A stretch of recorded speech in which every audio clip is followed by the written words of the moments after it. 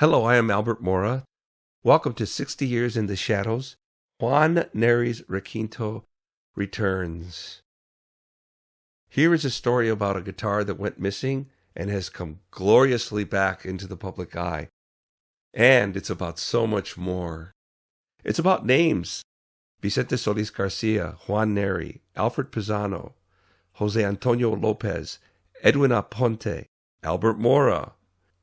It's a family story. It's about the most important guitar in Mexican history. The guitarist who played it is the most important instrumentalist in Mexican history. It's about guitar design, Latin music history. It's a travelogue. It's about trios. It's about the great Latin American songbook, an amazing restaurant, the online listing of a guitar, an encyclopedia of the life of a guitarist. It's about a restoration of a historical instrument. And my favorite part of the story is comparing it to the other great lost guitar legends. So buckle up and enjoy. My beautiful little Requinto, I hereby name thee Nerito. This work was spawned by a catharsis. After owning Nerito for 15 years and expecting to keep it in the family forever, I had a moment of clarity. It was time for Nerito to return to the eyes and hearts of lovers of Latin American music around the world. The little Requinto has roared back. The story starts 5,000 years ago. The oud is widely regarded the guitar's oldest ancestor. They were played in Mesopotamia, now modern Iraq, over 5,000 years ago. It had no frets, and players used some notes a modern listener would find in tune, and others we would not. The Baroque guitar had frets, and these were tuned to the modern Western 12 halftone scale of basically all the music most of us have heard our whole life. Let's get into guitar design history because the Requinto is not a normal guitar. It's quite a special design. Since 1850, Spain has dominated classical guitar design, and this really influenced all modern guitar design. Modern classical guitars follow nearly 100% the template created by Antonio de Torres Jurado in Spain that he perfected from 1850 to 1890. Prominent builders who followed include Vicente Arias, Manuel Ramirez, Santos Hernandez, Domingo Esteso, and Hermann Hauser I, the one German on the list. Fine classical guitar construction really harkens to a past. Think of the old master craftsman. It's demanding. It's hard physical work. It's prestigious, and it can be well paid. Every element is critical. Wood selection. The woods come from all around the world, and they buy them aged or they aged them for years themselves. Cutting skill, sanding skill, finishing skill. This stuff is all done by hand. You have to have micro precision, and you employ strict climate control. Let's look at a list of fine classical guitars and grab onto your seat. These are 5 of the most expensive brands today. Greg Smallman, Gernot Wagner, Aaron Green, Hermann Hauser I. These are descendants of the original Hermann Hauser, and Robert Boucher. And look at these prices. Way on the cheap end are $25,000 guitars, and on the top end are $150,000 guitars. You can buy Steinway pianos with that kind of money. But take a breath. Most, if not every guitar that these people produce are bespoke. That means they are designed and built to order by investors who then lend them to professional players. Professional classical guitar players typically don't make the money of a rock star, right? So they're happy to borrow these prestigious guitars. And here is Jason Vio in the photograph in 2020 holding a Gernot Wagner. I found this really beautiful photo of this man, and he's a great guitar player. Check him out. But a concert level classical can cost around $10,000, so professional classical guitarists do own their own wonderful guitars, and I bet there are many who would not play someone else's guitar. Let's look at guitar sales. The total market for all guitars in a year spanning 2024 and 25 was about $13 billion total, with a little over $7 billion being electric guitars, a little over $5 billion were acoustic steel string guitars, and $650 million were acoustic nylon string, but requintos are very specialized. I assumed that 1% of nylon string guitars are requintos. These are guitars played in Mexico or by hobbyists or professionals who play this Mexican style of music. So with our assumption that 1% of nylon string guitars are requintos, and just assuming they each cost $500 new, about 13,000 of them are sold yearly, and there is a town you might not have heard of, Paracho, Michoacan, which is my dad's home state, is Mexico's guitar building capital. Probably 10,000 of those requintos of 13,000 are made in this town. Alfredo Gil, who was the requinto for Los Panchos, was very influential in the design of the requinto guitar. From the earliest days of classical guitar design, smaller models were built for students, but in the 20s to 40s, Mexican luthiers refined adult guitars to brighten tone and enhance speed, and started calling them requintos, or lead guitars. And then Juan Neri, who we will see, took the fullest advantage of the requinto's race car design. It's all about Neri. The name requinto comes from how they are tuned. On a full-sized guitar, standard open notes, meaning you don't push down anywhere on the frets, from the fattest string, which is called the sixth string, to the skinniest string, which is numbered the first string, is E, A, D, G, B, E. Now the word fifth in English is quinto in Spanish. And if you place a capo on the fifth fret of a full-scale guitar, this raises open notes, 5 1/2 notes. Each fret is a half note. And if you go up 5 1/2 notes from E, A, D, G, B, E, you land on A, D, G, C, E, A. And this is the standard open tuning on a requinto. It's tuned higher, and this is what gives the instrument a brilliant, beautiful tone. Now here's some really tough homework I did with AI. I hunted for charts. I hunted for information comparing regular classical guitars to requinto designs, and really I found nothing. So I created this to compare their size, all the dimensions, the length, the scale, which is the length of the string, and the width of the body at the waist and the upper and lower bout. And I compared tuning of the two instruments, and I did it in millimeters and inches for your reference. So if you're a guitar maker, maybe you're a professional and you may disagree a little bit, but AI and I feel like this is a really good comparison. And for those who are curious, hey, you can see these side by side. I couldn't find it. Aren't they beautiful? Boy, I love these instruments. This was a chart that ended up being very satisfying to make. So there it is for everyone's reference from now on. Let's travel. Vicente Solis Garcia was born in Spain probably between 1910 and 1920. These are my rough guesses, and I used AI to help me kind of nail this down. He probably apprenticed with some great master in Madrid, of which there were many in that time. There were also some in Barcelona. Remember that the Spanish Civil War raged from 1936 to 39, and the World War II raged between 1939 and 1945, so this was smack dab in the middle of Vicente's career. So we can guess that he may have migrated to Mexico between 37 and 42, because while Mexico hasn't really been so kind to Spaniards who want to emigrate for certain periods, at this point, because of the Spanish Civil War and World War II, the Mexican president welcomed Spaniards to come.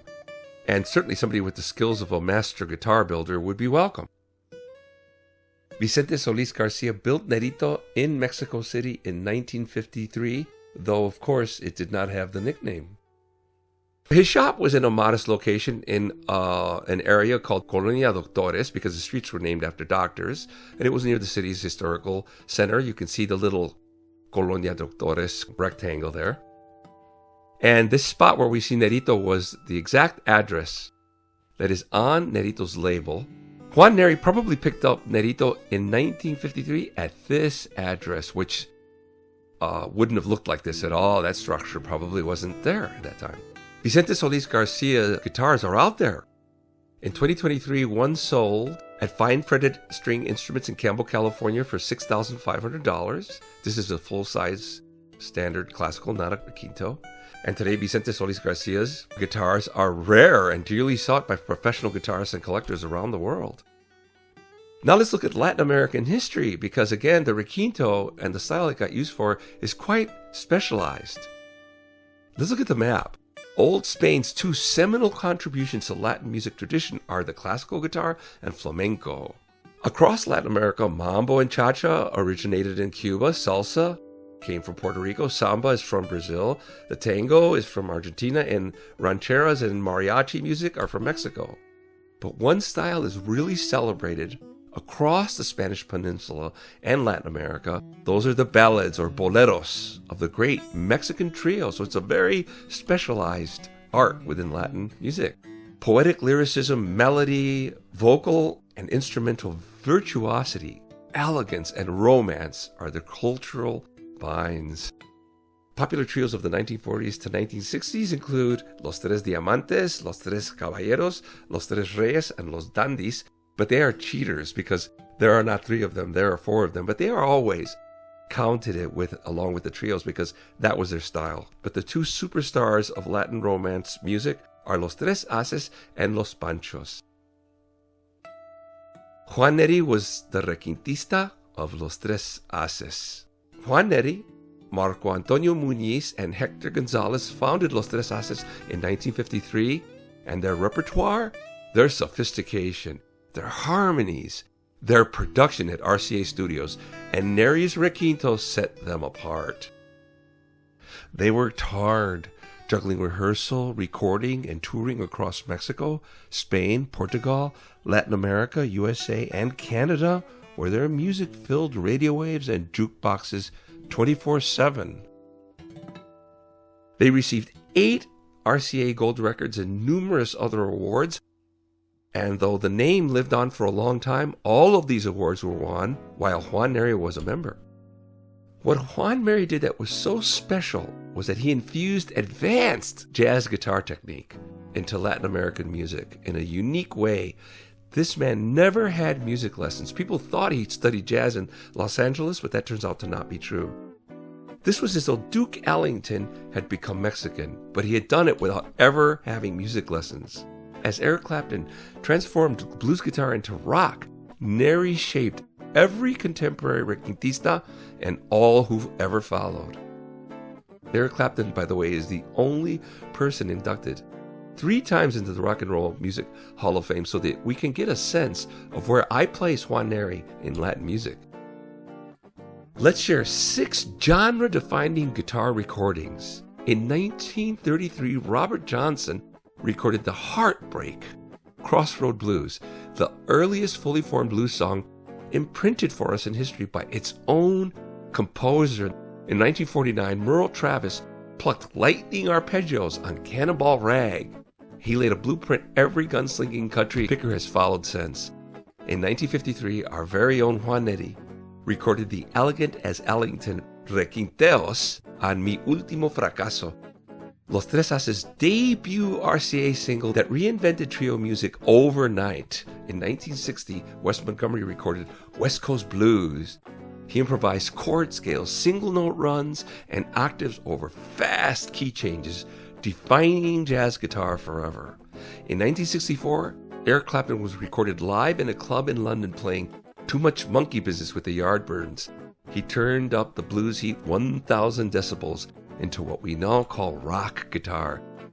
In 1966, Jimi Hendrix recorded Foxy Lady, the first track of his first album that psychedelically blew our collective human mind. All 6 were self-taught and did not read music, and to me that is not a coincidence. As there is the great American songbook, there is the great Latin American songbook. And Mexican trios are the great Latin American songbook's de facto purveyors. The counterparts to Irving Berlin, Cole Porter, George Gershwin, Jerome Kern, and Harold Arlen are Agustín Lara, Maria Greber, Armando Manzanero, Gabriel Ruiz, Consuelo Velázquez, and Claudio Estrada from Mexico, and Osvaldo Farres from Cuba, and Manuel Hernandez from Puerto Rico. You can enjoy a list of their signature compositions in the appendix. Nerito's Travels. Vicente Solis Garcia built Nerito in 1953 in Mexico City. In 1963, Juan Neri had split from Los Tres Ases when Alfred Pisano bumped into him in Mexico City and invited him to an extended engagement at La Hacienda del Sol in Chicago, and Neri went. Here's the Moro home in East Chicago, Indiana, and 40 minutes north was Uncle Alfred's Hacienda del Sol. Here I am in front of the Moro home with my father Jaime and my niece Christina in East Chicago. I remember the days we Moros would drive 40 exciting minutes to visit La Hacienda and our Hollywood cousins Frank Lloyd Wright-inspired mansion. Uncle Alfred was an accomplished requintista and vocalist with his own trio, Los Errantes. He was Mom's only older sibling of 10 kids. In '53, he graduated from East Chicago, Washington High School, where later my sisters and I also graduated. Alfred modeled himself after his idol, Juan Neri. He loved playing elegant venues, where he got the inspiration for a 5-star Mexican restaurant. And here is how the corner at 1945 North Sedgwick Street looks today. And now looking at the right side, we see the side that used to be the main entrance over under the right awning, where there were big double doors and a giant flaming orange-yellow sun, which was La Hacienda's famous logo. Here is the dining room at La Hacienda, and look at the burrito. You see the pack on the side? Those are the menus featuring the famous logo. Alfred struck oil with La Margarita restaurant in the 1950s, then struck gold with La Hacienda del Sol in 1960. He became a celebrity Chicago restaurateur, rubbing elbows with politicians, the FBI, the mob, pro athletes, and Hollywood celebs by age 24. La Hacienda featured a full bar, live music, haute Mexican cuisine, something different, right? Not a taco stand. Minimum tab, valet parking, dress code, a closet full of gowns and suits for guests who spilled, and decor from the Mexican Revolution, rifle door handles, battle-damaged bugle brought to America by my great-grandfather, horse bridles, a burbling fountain. Alfred says, of the many celebrities that came, Henry Fonda stood out as fun and decent. My father said Anthony Quinn danced like Zorba on tables, and when I was young I always believed that, but now I give that a 50-50. Alfred traveled regularly to Mexico City. He would visit trendy restaurants and clubs to get ideas and find talent to take back to La Hacienda. On one trip in the early 60s, Alfred met Los Tres Ases at a performance. He offered them an engagement at La Hacienda, but they declined. In late 1962 or early 1963, Alfred was back in Mexico City and caught Juan Neri playing with another trio, and this time Neri accepted Alfred's invitation. When Neri arrived in Chicago, he joined La Hacienda's duet and became the leader of the now trio. Alfred provided Neri an apartment that was nearby, meals at the restaurant, and a salary, possibly the most he ever earned. Juan Neri played in this room somewhere between 5 months and a year in 1963. I haven't been able to nail down the exact period. La Hacienda's upper-crust clientele were probably first exposed to Juan Neri at La Hacienda del Sol. Here is where Neri handed the guitar to Alfred Pisano on his last day in Chicago. I was 5 years old in 1963. On the way in, Mom would tame me. "You better not climb on the burrito." She'd pull on my ear. The food, elegance, music, the jam-packed buzz, and Mom and Dad dressed like Lucille Ball and Desi Arnaz are vivid memories. I don't recall seeing Neri. I vaguely remember climbing on the burro, but I give that one a 50-50 as well. In February 2026, I recorded a conversation with Uncle Alfred, and we talked about why Juan Neri left. He said Neri wanted to go back to Mexico City. He did not know why he wanted to go back. And Uncle Alfred said, quote, "He wanted to give me the guitar, so I paid him $500 for the guitar." Neri handed Alfred the guitar and left, and they never met or spoke again. Alfred kept Nerito in its case in a corner of his bedroom, virtually unopened for 45 years. Who was Juan Neri? What was he like from day to day? Uncle Alfred told me he had a normal personality. He wasn't shy, but he mostly kept to himself. He was kind, polite, and they became good friends. He would visit the Pisano residence. One quality does emerge. Juan Neri was all musician. In 1972, Alfred sold the hacienda and opened another high-concept Mexican restaurant in Fort Lauderdale, Florida. This is Fort Lauderdale today. This is a neighborhood where the restaurant could have been. I've not been able to nail that down. It's right next to the ocean there. And what do you know? There's a Mora grill. You can't make this stuff up. How I pray. How I pray I could live in rock heaven. Rock heaven would be playing a 1978 Gibson Les Paul custom guitar. It would be wine-colored, the most rare color among Gibson Les Pauls. I would play it through a 1979 Mesa Boogie Mark II amplifier because those are the amplifiers that Carlos Santana recorded all his great albums with. I would go on tour with some really cool band and keep that band going until I turned into an old man.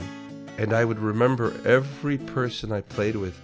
So many remarkably talented people and really great friends. I would record 2 albums that I love. One of them would feature my favorite singer ever, my own daughter. And in retirement, every year, my band would host the City of Encinitas Christmas shows, featuring 4 children's choirs, singing to hundreds of children in the audience with mom and dad, facing the Pacific Ocean's sunset, glowing in children's faces. And I would get to play 6,000 gigs to thousands and thousands of faces, every one of them in my heart. And being a musician would be the reason that Uncle Alfred chose me to receive Nerito. That would be rock heaven. So I pray. In 2008, Alfred decided to give the guitar to somebody in the family, and he gave it to me. We spoke on the phone, and I flew to Florida and spent a weekend with Uncle Alfred.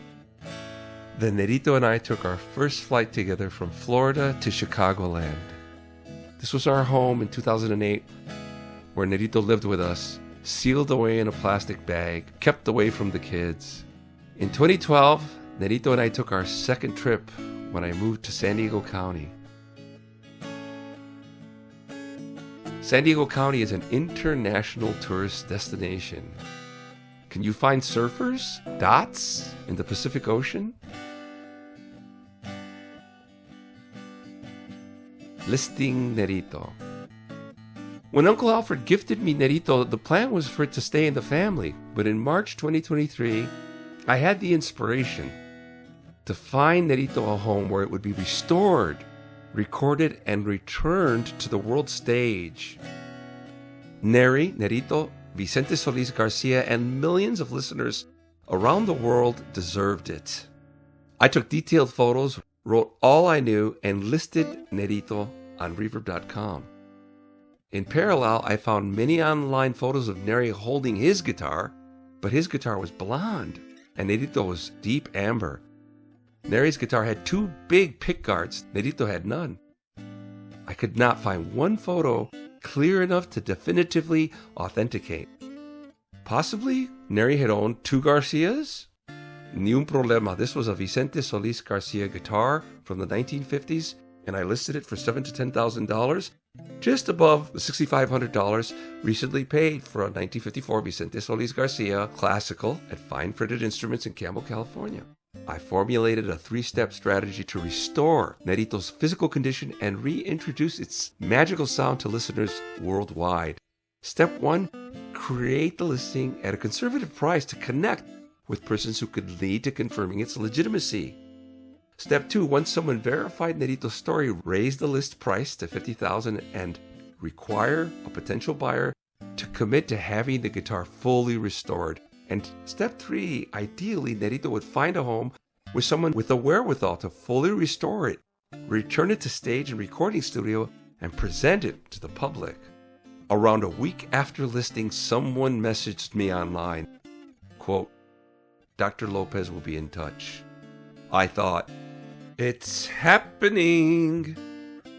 And I immediately raised my price to $50,000. Dr. Jose Antonio Lopez. I Googled Professor Jose Antonio Lopez. Lopez was a full professor of humanities and classical guitar at the University of Puerto Rico. He played venues around the world like Carnegie Hall. His classical guitar album, which I had never heard of, A Una Sola Guitarra, was the best I ever heard. The earth shook. Next, I found something that can't exist. A multi-volume encyclopedia of Juan Neri? The encyclopedia included a chapter on the missing Neri requinto. The author had written out and played every note Neri ever recorded. He had searched for the guitar for decades. His name was Dr. Jose Antonio Lopez. That would be absurdly perfect, but it does exist. I call it a full cosmos alignment. Appendix 3 in Dr. Lopez's Neri Encyclopedia records the following. Neri played 3 guitars in his career, the Garcia, a Juan Pimentel made in Mexico, and a Juan Morado made in Argentina. The multi-instrumentalist Luis de la Cruz, known as Calimán, which means cool dude, was close to Neri's family and friend of the great luthier Vicente Solis Garcia, who in fact had trained Juan Pimentel, now world-renowned. Cruz's narration confirms that Neri recorded with only the Vicente Solis Garcia from 1953 to 1963. Can you imagine the goosebumps when I read this, that I was sitting there holding this guitar in my hand? And Cruz's revelation was that Neri's Vicente Solis Garcia requinto was lost in Chicago. I could have fainted.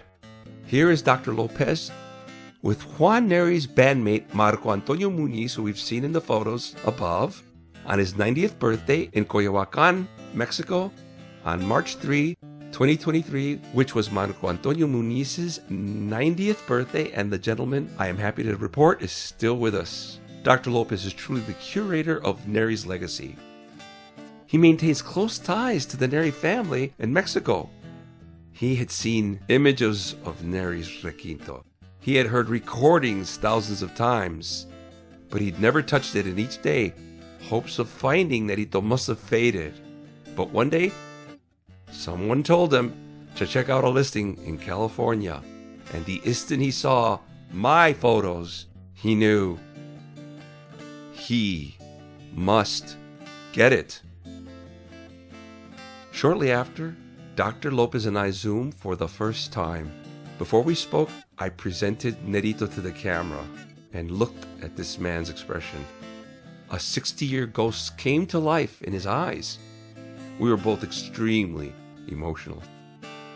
Over this and subsequent Zooms, he gave his account of his labor of love, all things Neri. And I recounted Nerito's adventures that I knew, starting at La Hacienda del Sol. After having conversations with this gentleman and seeing his work, I acknowledged that Dr. Lopez was the most deserving candidate to end up owning the guitar. Explaining my plan to him was challenging because as I walked him through it, his body language spelled great emotion, and I could totally understand, and I empathized. Shortly after Dr. Lopez and I Zoomed that first time, a collector contacted me privately. He is a widely known performer and curator of historical classical guitars, so he had keen interest. He made a substantial offer, but did not meet my non-Lopez buyer minimum. In April 2023, Nerito and I took our last flight together from San Diego to San Juan, Puerto Rico. The moment we met, we exchanged the guitar, and a passerby paused us and said, "I see something important happening here. Shall I take your photo?" So I handed her my camera. She snapped away, and looking at this photo, I know absolutely that Nerito is in the best hands impossible.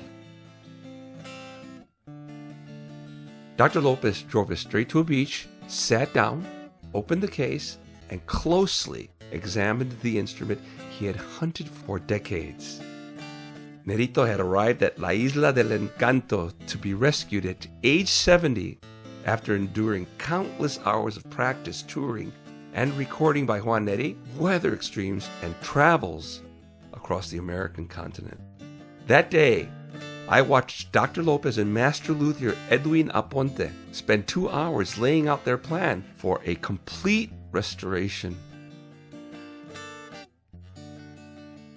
On November 10, 2023, the University of Mayagüez's Prensa RUM covered an audience presentation by Dr. Lopez and Master Luthier Edwin Aponte recounting the restoration of Juan Neri's Vicente Solis Garcia requinto. Restoring a requinto with 10 years of playing wear and 70 years of exposure to Mexico City dry air altitude, Chicago climate extremes, Florida humidity, and California sea salt was a formidable challenge. Dr. Lopez points out in the news report the hazard of doing more damage than repair when you perform open heart surgery on such an aged, delicate instrument. Edwin Aponte describes repairing and replicating damaged and missing parts, and likened holding the requinto to Indiana Jones making an archaeological discovery. The restored guitar photos and video Dr. Lopez sent of him playing Nerito indicate a historical achievement by the perfect team for the task. There is an issue staring at us here.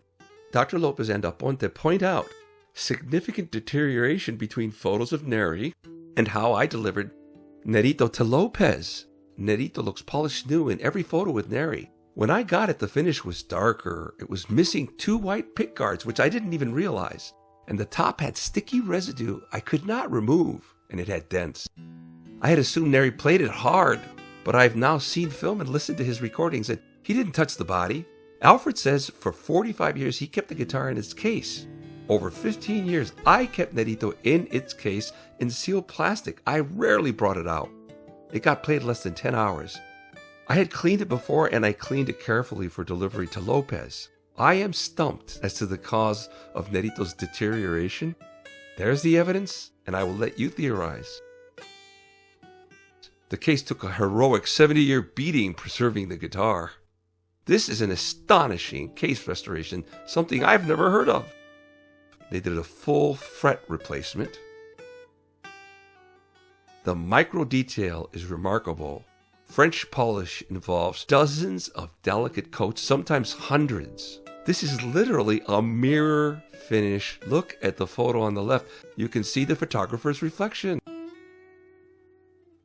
This is the most thorough professional guitar restorer of which I'm aware. Virtuoso guitarist Jose Antonio Lopez and Master Luthier Edwin Aponte in Puerto Rico have produced a masterpiece international historical artifact.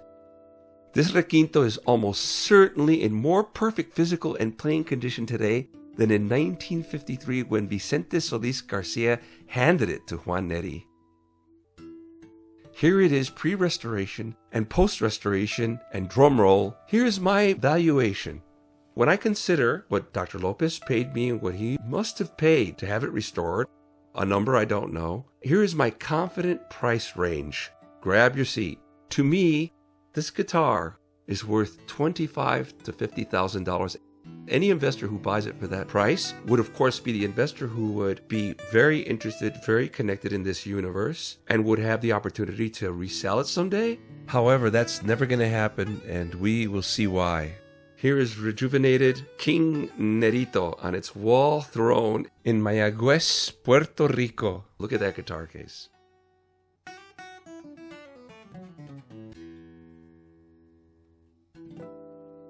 In February 2026, Nerito broke its 63-year silence in the hands of Jose Antonio Lopez.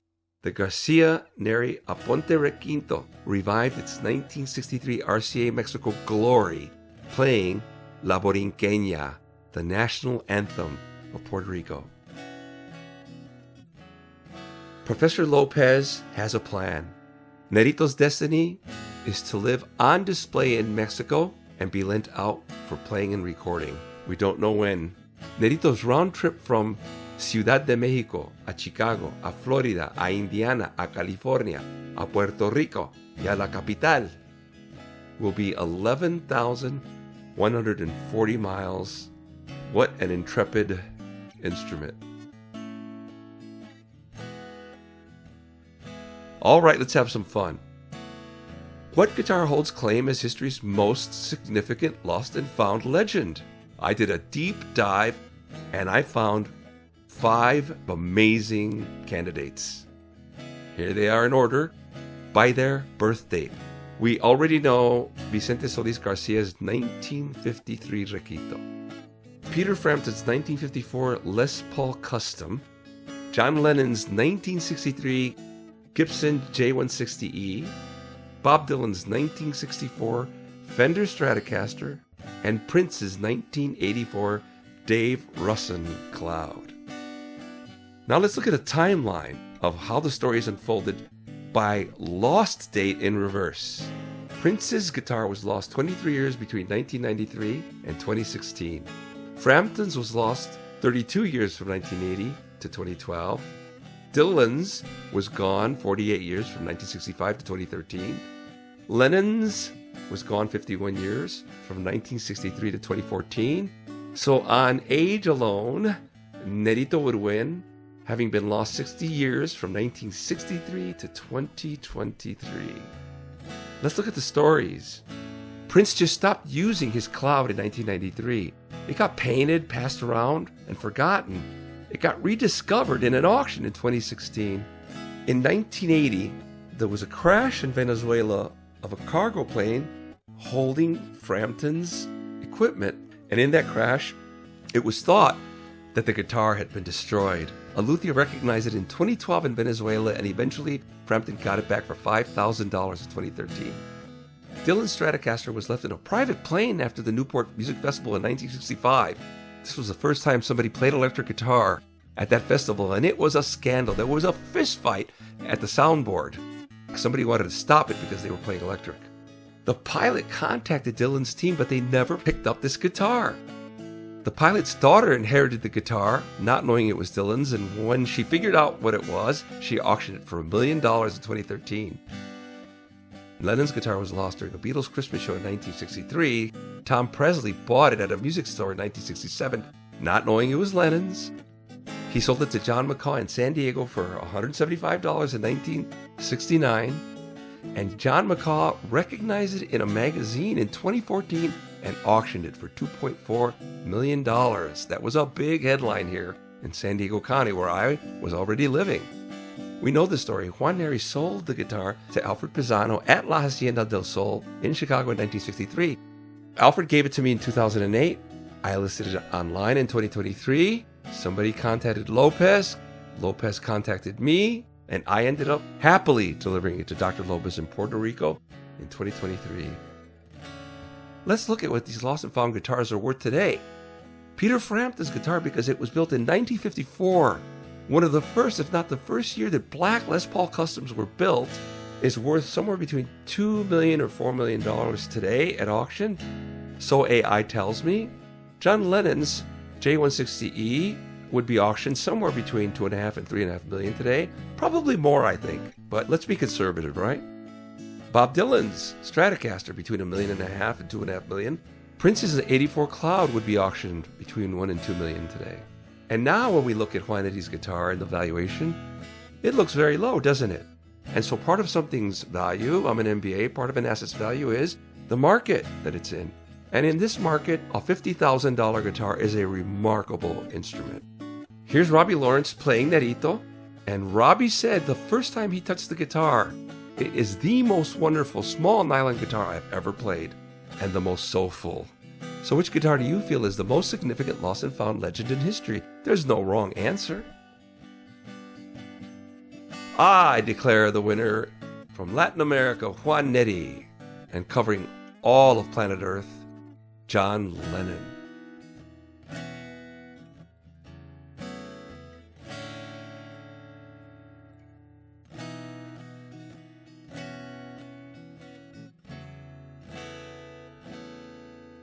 Parting thoughts. My decision to list Nerito opened an unexpected, exciting chapter of my life.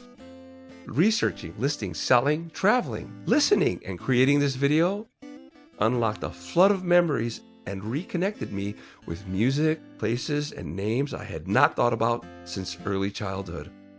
Along the way, I've also made some new friends. My greatest satisfaction is that the requinto is in the best hands possible. Dr. Jose Antonio Lopez has restored it to the best condition of its life and returned it to the public realm where it belongs. With Los Tres Ases, Juan Neri and Nerito performed and recorded music that is celebrated as much today as when they toured, spreading Mexico's virtuosic ballad tradition to the rest of the world. I encourage you to explore Los Tres Ases' music and story, no matter your taste. Poetry, melody, harmony, rhythm, and sparkling solos have no borders in the heart. I must take this space to recommend listening to Nicolás Urselay, Mexico's great underappreciated singer. Check him out. In the meantime, hang on to your own origins, today's and tomorrow's.